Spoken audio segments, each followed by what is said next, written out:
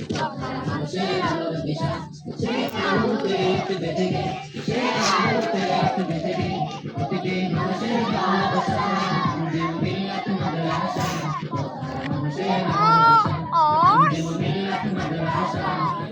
মানুষের আলোর দিশা দিবানিশি মোরা মগ্নকারী তিলাওয়াতে কুরআন ইলম শিখে দিনের করে বিলিয়ে দিলেন কোরআন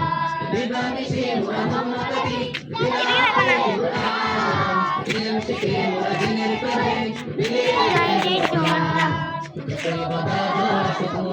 আমার দিকে ঝাপটা নাই